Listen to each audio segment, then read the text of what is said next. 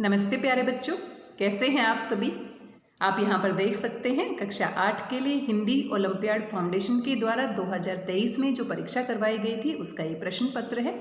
आज की इस वीडियो में विस्तार से इसके ऊपर बातचीत करने वाले हैं, इसको पूरा हल करने वाले हैं।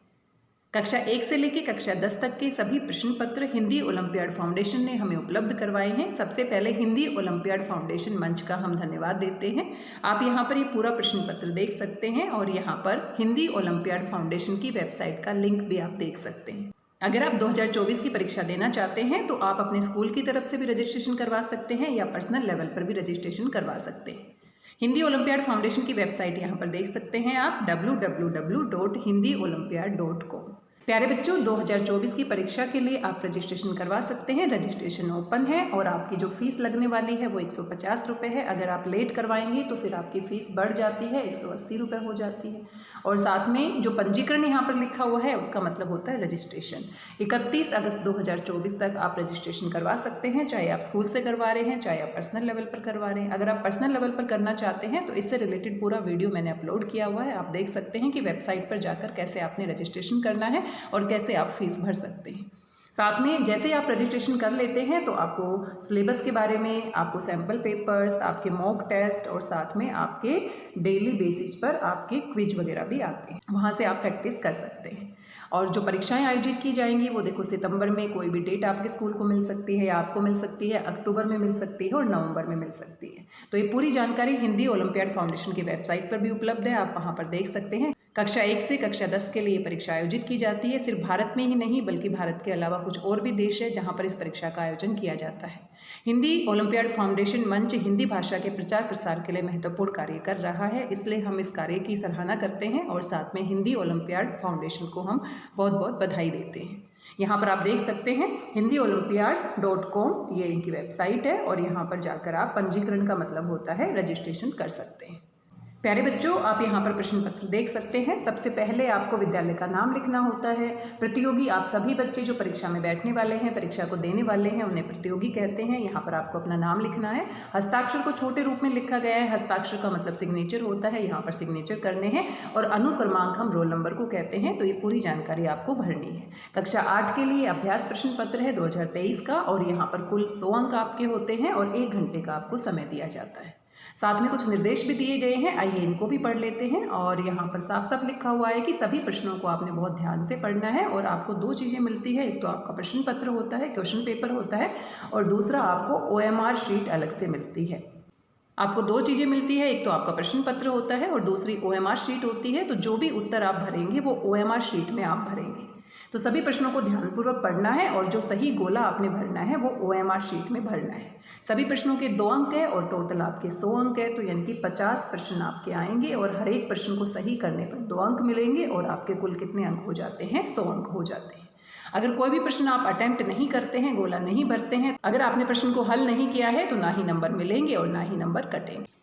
एक से अधिक गोला अगर भर देते हैं, एक गोले को काट कर दूसरा आप भरते हैं या फिर गलत उत्तर देते हैं तो आपका उत्तर गलत हो जाता है और आपकी नेगेटिव मार्किंग है यहाँ पर। तो इस बात का आपको ध्यान रखना है। आप तुक्का नहीं मार सकते, अगर सही है तो ही आपको अंक मिलेंगे, अगर आप गलत कर देते हैं तो आपके नंबर कट जाएंगे।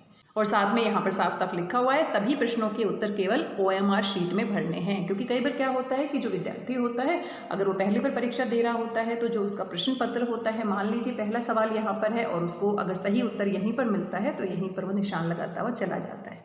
लेकिन आपको सारी जानकारी OMR शीट में भरनी है, क्योंकि OMR शीट ही आपकी चेक होगी और उसी के आधार पर आपका रिजल्ट आएगा, आपने कितने प्रश्न हल किए हैं।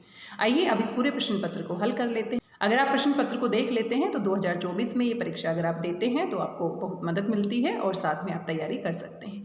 तैयारी के लिए आपका जो सिलेबस है हिंदी ओलंपियाड फाउंडेशन की वेबसाइट पर उपलब्ध है, आप वहाँ पर देख सकते हैं। आपके पास कोई भी व्याकरण की पुस्तक है, आप उससे तैयारी कर सकते हैं, क्योंकि ज़्यादातर सवाल यहाँ पर व्याकरण से पूछे जाते हैं और साथ में कुछ सवाल यहाँ पर सामान्य जानकारी यानी GK से रिलेटेड होते हैं, जो आपकी साइंस और SST की बुक से लगभग पूछ लिए जाते हैं।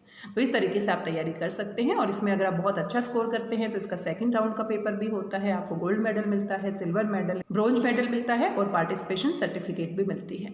और इन सर्टिफिकेट को आप इकट्ठा करके रख सकते हैं। आप कहीं पर भी दिखा सकते हैं कि मैंने इन प्रतियोगिताओं में भाग लिया है और साथ में मैंने अच्छा प्रदर्शन किया है, यानी कि आपकी हिंदी बहुत अच्छी है। आइए इस प्रश्न पत्र को हल कर लेते हैं। भाषा का प्रयोग कहाँ पर होता है? तो भाषा का जो प्रयोग होता है साहित्य रचना के लिए भी होता है। साहित्य रचना क्या होती है? जो कविताएं हम लिखते हैं, जो कहानियाँ लिखी जाती हैं, गद्य और पद्य जो भी लिखा जाता है, और साथ में बोलचाल। बोलचाल के लिए तो भाषा बहुत जरूरी है। तो दोनों ही बातें सही है। तो कौन सा विकल्प यहाँ पर सही आएगा? तीसरा विकल्प सही है, दोनों। और यहाँ पर आपने सिर्फ निशान नहीं लगाना है, OMR शीट में आपने ये उत्तर भरना है। अवधी, बघेली, छत्तीसगढ़ी किस प्रकार की भाषाएं हैं? तो पूर्वी भारत में ये भाषाएं बोली जाती हैं। पूर्वी हिंदी, पश्चिमी हिंदी, राजस्थानी, ये आप पढ़ेंगे कि कौन कौन सी भाषाएं होती हैं, तो आपको किसी भी व्याकरण की पुस्तक से जानकारी मिल जाएगी। तो पूर्वी भारत में अवधी, बघेली और छत्तीसगढ़ी भाषाएं बोली जाती हैं। साहित्य के कितने प्रकार होते हैं? तो अभी हम बात कर रहे थे साहित्य में गद्य भी होता है, पद्य भी होता है, कविताएं होती हैं, साथ में निबंध होते हैं, कहानियाँ होती हैं, नाटक होते हैं, बहुत सारी विधाएं आप पढ़ते हैं। तो गद्य और पद्य, और साथ में आपने अगर सुना होगा चंपू काव्य। चंपू काव्य में क्या होता है? वहाँ पर गद्य भी होता है, पद्य भी होता है, बीच बीच में कविता की लाइनें होती हैं, फिर पूरा विस्तार से लिखा हुआ होता है। तो इस तरीके से हमारे साहित्य के मुख्य रूप से कितने भेद होते हैं? 3। कितने भेद होंगे आपके? 3। कौन कौन से होंगे? एक तो आपका पद्य होता है जिसमें काव्य होता है, एक आपका गद्य होता है, और साथ में तीसरा क्या होता है? चंपू, जिसमें गद्य और पद्य दोनों को मिलाकर लिखा जाता है। देवनागरी लिपि का विकास किस प्राचीन लिपि से हुआ है? तो देवनागरी लिपि हमारी हिंदी भाषा की लिपि है। देवनागरी लिपि हिंदी भाषा की लिपि है, संस्कृत की भी है, मराठी की भी है, नेपाली की भी है, और ये जो लिपि है ये ब्राह्मी लिपि से इसका विकास हुआ है। विश्व में सबसे ज़्यादा फिल्में किस भाषा में बनती है? तो सबसे ज़्यादा फिल्में यानी कि हिंदी भाषा में बनती हैं।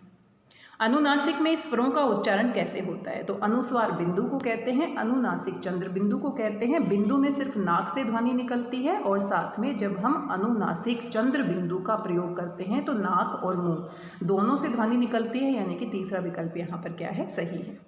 मेधा शब्द से विशेषण बनाना है। तो मेधा आपने देखा होगा, बहुत सारे बच्चों का नाम भी होता है। मेधा का अर्थ क्या होता है? बुद्धि। मेधा का अर्थ क्या होता है? बुद्धि। और मेधा से अगर हम विशेषण बनाएंगे, यानी कि जो बहुत बुद्धिमान होता है, तो आपने सुना होगा मेधावी छात्र या मेधावी छात्रा।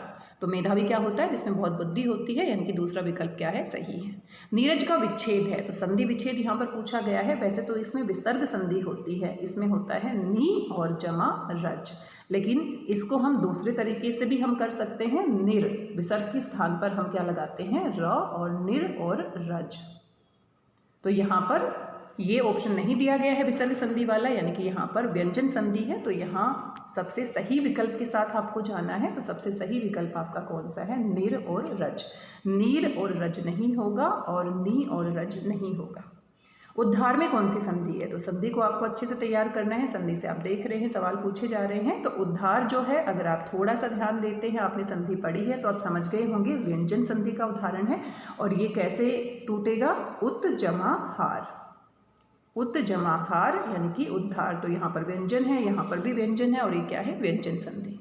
चाय वाला शब्द कौन सी भाषाओं के मेल से बना है? तो चाय वाला शब्द को ध्यान से देखते हैं तो 2 शब्दों के मेल से बना है। एक तो चाय होता है, और चाय जो होती है वो चीनी भाषा का शब्द है। वाला यहाँ पर प्रत्यय है, ये हिंदी का शब्द है, यानी कि चीनी और हिंदी भाषा को मिलाकर हमारा शब्द बन जाता है चाय वाला। सबसे सही विकल्प आप यहाँ पर देख सकते हैं, चीनी और हिंदी। तीसरा विकल्प सही है।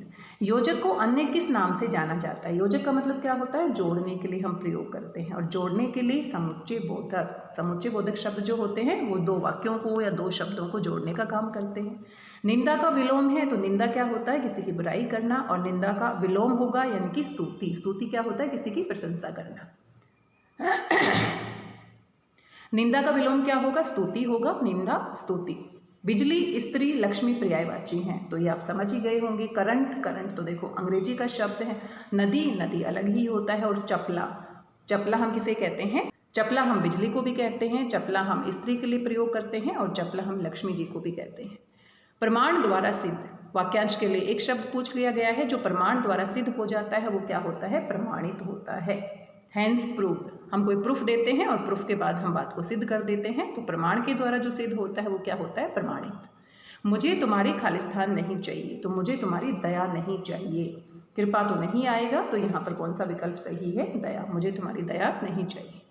अंतरिक्ष में जाने वाले प्रथम भारतीय कौन है? तो जीके का सवाल है, बहुत ही महत्वपूर्ण है, आपको याद भी होगा। राकेश शर्मा सबसे पहले अंतरिक्ष में गए।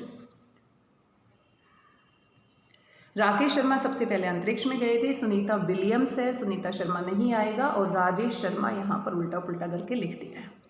चार मीनार कहाँ पर स्थित है, तो ये भी जीके का प्रश्न है। अगर एसएसटी आप पढ़ते हैं, वैसे भी सामान्य जानकारी है, हम सुनते हैं और उससे भी हमें याद हो जाता है। तो चार मीनार बहुत ही फेमस जगह है, हैदराबाद में स्थित है। सबसे प्राचीन वेद कौन सा है, तो वेद हमारे चार होते हैं। यहाँ पर तीन नाम लिखे गए हैं, ऋग्वेद, और एक हमारा होता है यजुर्वेद, यहाँ पर तीसरा सामवेद लिखा गया है, और चौथा हमारा अथर्ववेद। तो सबसे प्राचीन यानी कि सबसे पुराना, सबसे पहला जो वेद है वो क्या है, ऋग्वेद, और सबसे जो नया है, सबसे लास्ट में जो बना है वो क्या है, अथर्ववेद। मानव शरीर में प्रचुर मात्रा में कौन सा तत्व होता है, प्रचुर मतलब जो बहुत अधिक मात्रा में होता है, तो ऑक्सीजन पाया जाता है। हमारे वजन का 65% क्या होता है, ऑक्सीजन होता है।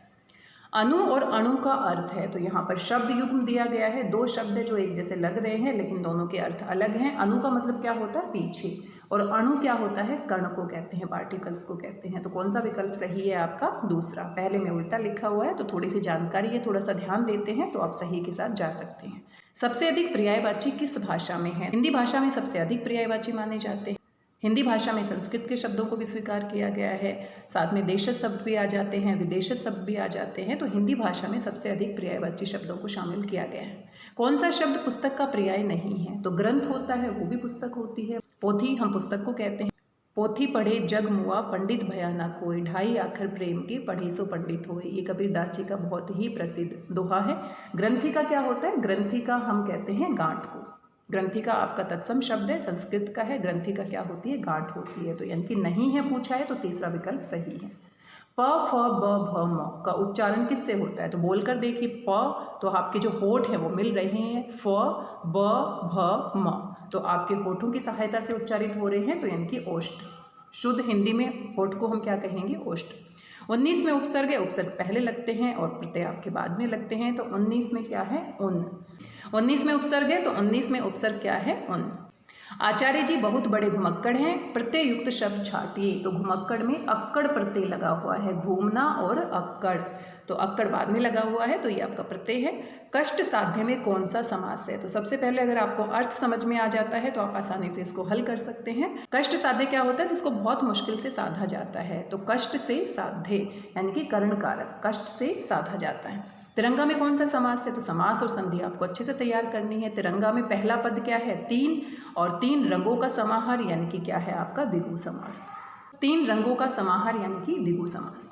महाभारत की रचना किसके द्वारा की गई है, तो ये भी जीके का क्वेश्चन है, आप अच्छे से जानते हैं। महाभारत की रचना किसके द्वारा की गई है, महर्षि वेदव्यास। रामायण की रचना किसके द्वारा की गई है, महर्षि वाल्मीकि। कबीरदास जी के बारे में आप जानते हैं। क्रोध मनुष्य का शत्रु है, वाक्य में संज्ञा शब्द छाटिए। तो शत्रु तो यहाँ पर विशेषण के अर्थ में प्रयोग किया गया है, और क्रोध का क्या होता है, भाव होता है, मनुष्य का शत्रु है। तो यहाँ पर मुझे थोड़ा सा डाउट लग रहा है। देखो, मनुष्य भी संज्ञा होता है, मनुष्य जातिवाचक संज्ञा है, और इससे हम मनुष्यता भाववाचक संज्ञा बना सकते हैं। क्रोध का भाव होता है, भाववाचक संज्ञा है। तो मेरे हिसाब से तो यहाँ पर क्रोध और मनुष्य दोनों में ही संज्ञा होनी चाहिए। तो इस सवाल को ऐसे भी बनाया जा सकता था कि वाक्य में कौन सा शब्द संज्ञा नहीं है, या विकल्प में इनको कुछ और देना चाहिए था। तो अब यहाँ पर क्रोध मनुष्य का शत्रु है, तो क्रोध का भाव है, तो हम क्रोध के साथ चले जाते हैं। लेकिन मेरे हिसाब से इस क्वेश्चन को थोड़ा सा मॉडिफाई करके बनाना चाहिए था। सोना सबसे कीमती धातु है, रेखांकित शब्द किस तरह की संज्ञा है, तो धातु क्या होता है, द्रव्यवाचक संज्ञा में आता है। जो धातुएं होती हैं, जो लिक्विड पदार्थ होता है, वो सारे द्रव्यवाचक संज्ञा में आते हैं। ग्रह, धातुओं और पर्वतों में कौन सा लिंग प्रयुक्त हुआ है, तो देखो स्त्रीलिंग भी आ सकता है। पृथ्वी क्या है, ग्रह है, और वो स्त्रीलिंग में आता है। हिमालय क्या है, पर्वत है, पुल्लिंग में आएगा। हिमालय पर्वत बहुत ऊंचा है, ऊंचा किसके साथ लगता है, पुल्लिंग के साथ लगता है। पृथ्वी बहुत सुंदर है, पृथ्वी बहुत बड़ी है। तो इस तरीके से यानी कि स्त्रीलिंग और पुल्लिंग दोनों ही आ सकते हैं। सोना धातु है, तो सोना, चांदी, चांदी यहाँ पर स्त्रीलिंग आ जाएगा। तो इस तरीके से दोनों ही यहाँ पर सही है।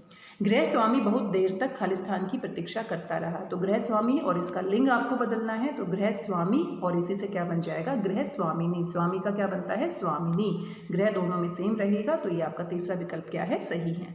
कवि का वचन बदलिए, तो कवि से क्या बन जाएगा, कवियाँ तो बिल्कुल नहीं होगा, कवित्री भी नहीं होगा, और वचन बदलना है तो कवियों, बहुत सारे क्या होते हैं, कवियों।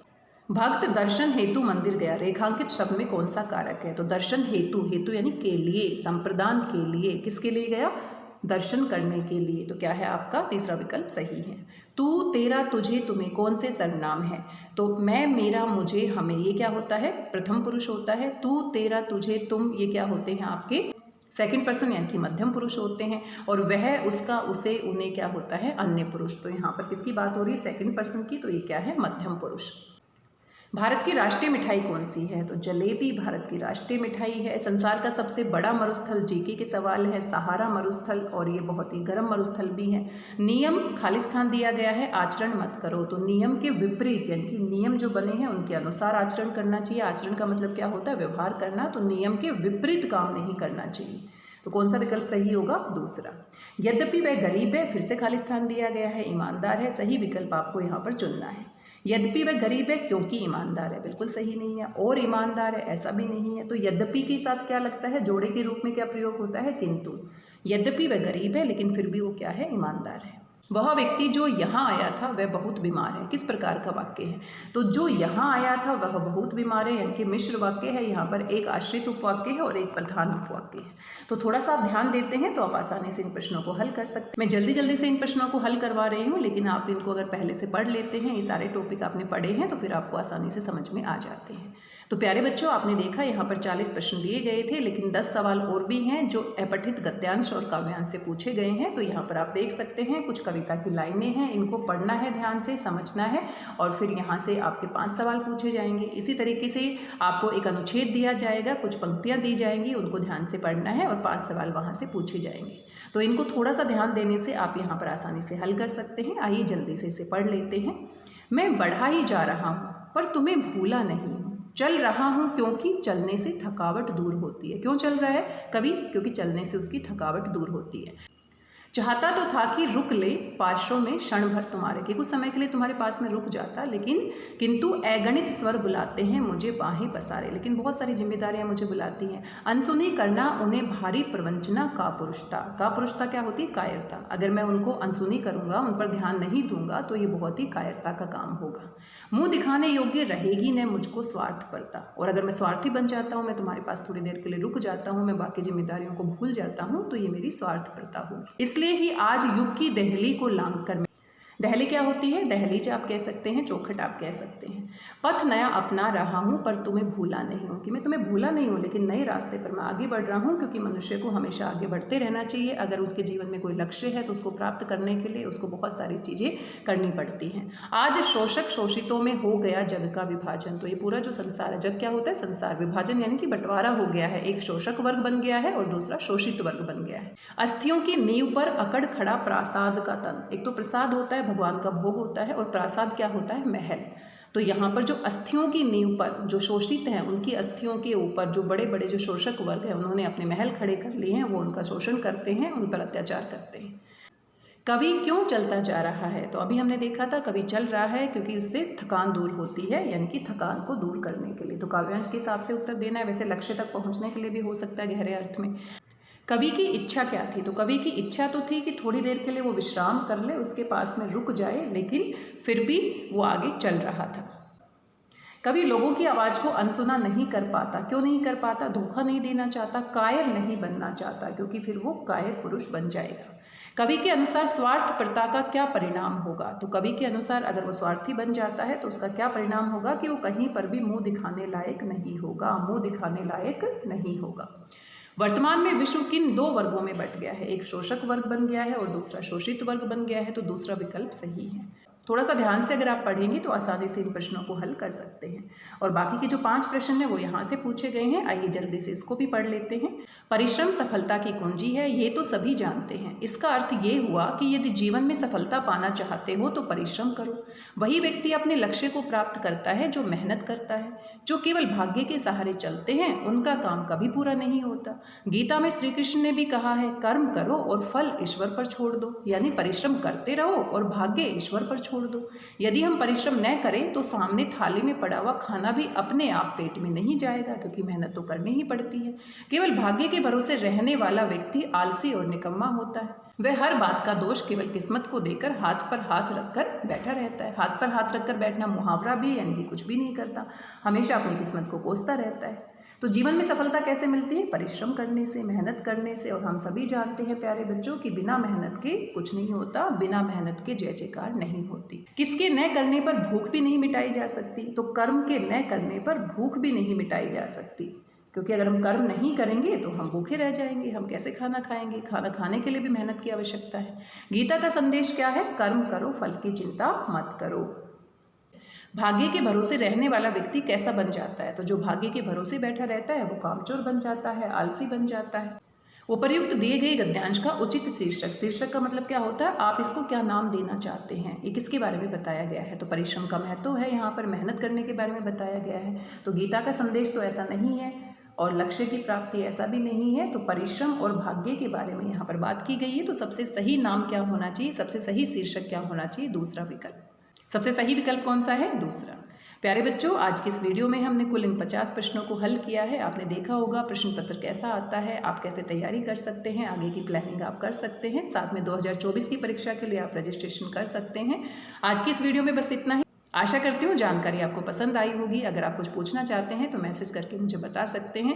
और अगर 2023 की परीक्षा में आपने कोई सर्टिफिकेट जीती है तो आप मुझे मेल करके भी शेयर कर सकते हैं। मैं अपने चैनल पर आपका नाम अवश्य लूँगी और साथ में आपकी सर्टिफिकेट मैं सभी के साथ साझा करूँगी, ताकि जो बच्चे इस बार परीक्षा देने वाले हैं वो मोटिवेट हो सके और आपको भी अच्छा लगे। तो मिलते हैं किसी नए वीडियो में कुछ और महत्वपूर्ण जानकारी के साथ। तब तक स्वस्थ रहिए, व्यस्त रहिए, मस्त रहिए और खुश होकर अभ्यास करते रहिए। धन्यवाद, बहुत बहुत धन्यवाद।